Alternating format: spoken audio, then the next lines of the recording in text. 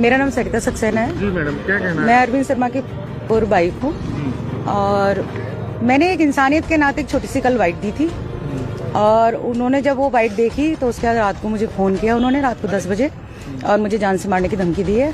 आज गोली मारेंगे करके दोनों हस्बैंड वाइफ मुझे दोनों गोली मारेंगे आज। इससे संबंधित मैंने एक तहरीर दी है दिनेशपुर थाने में जो कि दर्ज हो चुकी है। बस और आज एसएसपी कार्यालय पहुंचे हैं तो मैं इनसे मिलना चाहती थी क्योंकि इंसानियत के नाते ही मैंने वाइट दी थी और जो इनके साथ हुआ वो बहुत गलत हुआ और मैं भी शर्मिंदा हूँ इस चीज़ को लेके कि मेरा हस्बैंड रहा है वो, तो ऐसी हरकत नहीं करनी चाहिए थी। अब उनका ये कहना है कि ये वहाँ पे नमाज पढ़ रहे थे और मेरी जगह पर, मेरी ज़मीन पर, जहाँ पर हमेशा मेला लगता है और मोमडन ही अधिकतम वहाँ दुकानदार होते हैं और झूला वाले और सब लोग मोमडन होते हैं।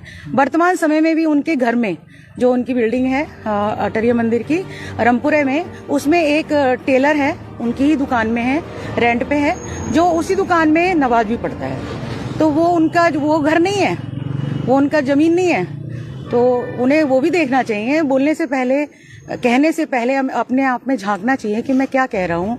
और कल के दिन ये लोग भी देखेंगे कि हाँ एक मोमडन उनकी दुकान में खुद रेंट पे है, क्या वो मोमडन नहीं है? वो उस जगह को नमाज का जगह नहीं बना रहा है या वहाँ मजार नहीं बना रहा है, तो वो वहाँ से पैसा ले रहे हैं रेंट का, इसलिए वो सही है। और यहाँ पर ये बंदा गरीब है, मजदूर है, इसने एक नमाज पढ़ दी तो बहुत गलत कर दिया। इसके खिलाफ हूँ बस, और कुछ नहीं। मैडम, गोली मारने का कब आदेश, वो उन्होंने कब कहा है आपको गोली मारने? रात को 10:30 बजे उनकी वाइफ का और उनका फोन आया था और उन्होंने मुझे जो है गोली मारने के लिए आज कहा है कि कोर्ट आओ और तुम्हें हम गोली मारेंगे, तैयार रहो कल। जी रिकॉर्डिंग है मेरे पास और मैंने आपने कोई शिकायती पत्र कहीं दिया, उसमें क्या आश्वासन मिला आपको? दिनेशपुर में दिया है, दर्ज हो गई है, मतलब रिसीप्ट तो मेरे को कॉपी मिल गई है।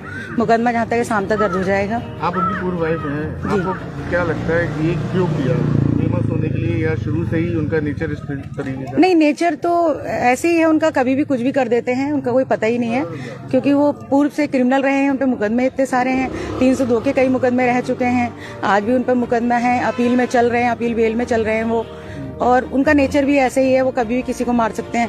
और मैं जब उनके घर में थी उन्होंने मेरे ऊपर भी जानलेवा हमला किया था और उसी से बचते हुए मैं आई थी। उन्होंने अपनी बहन से संबंध बना रखे थे, उसी के खातिर वो मुझे जान से मारना चाहते थे। तो आपकी शर्मा जी से फोन पे कभी भी बात नहीं होती है, केवल उनका फोन आया है और कल मेरे को जी रिकॉर्डिंग है आपके? हाँ रिकॉर्डिंग है मेरे। सुना सकते हैं आप थोड़ा सा सुनाइए, अगर रिकॉर्डिंग है तो आप बताइए, सुनाइए। थोड़ा सा अश्लील शब्दों का इस्तेमाल किया है, गंदे शब्दों का इस्तेमाल किया है, गाली गलौज गंदे शब्दों को इस्तेमाल करते हुए कहा है कि कल तुम्हें हम न्यायालय में गोली मार देंगे। क्या इतने गंदे शब्द हैं जो आप मीडिया पर नहीं सुना जी जी जी बहुत गंदे शब्द हैं जिनको मैं सुना नहीं सकती और मुझे लगता भी नहीं है कि उचित है कि सुनाना।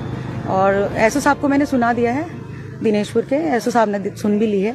तो आप किसी सुरक्षा के साथ यहाँ पहुंची हैं या नहीं? मैं कोई सुरक्षा के साथ नहीं पहुंची हूँ और मेरे को नहीं लगता कि मेरी जान होगी तो कोई मुझे मारने वाला नहीं है, ऊपर वाला मेरे साथ है, अगर मारेगा तो देखा जाएगा बस। नहीं तो आपको सुरक्षा तो लेनी चाहिए ना, जब आपको धमकी नहीं, मैं नहीं समझती कि मुझे सुरक्षा लेने की कोई जरूरत है। देखिए मेरी जितनी जिंदगी है मैं जीऊंगी, अगर मार देगा तो ठीक है, मौत होगी तो मर जाएंगे और क्या। इनके साथ मारपीट हुई है, अब आप क्या चाहते हैं? मतलब कैसी? मैं चाहती हूँ इन्हें न्याय मिले, इनके संग बहुत गलत हुआ है और बहुत ये अच्छी चीज नहीं है।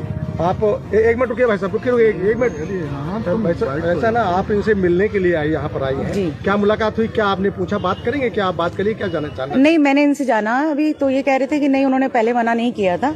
बिल्कुल झूठ बोल रहे हैं कि मैंने उन्हें 3 दिन से मना कर रहा था, उन्होंने कोई मना नहीं किया। इनका ये कहना है कि अगर वो मना करते तो मैं दोबारा वहाँ नहीं पढ़ता, मैं जहाँ काम कर रहा हूँ वहाँ पढ़ता या मस्जिद जाता या जैसे भी करता।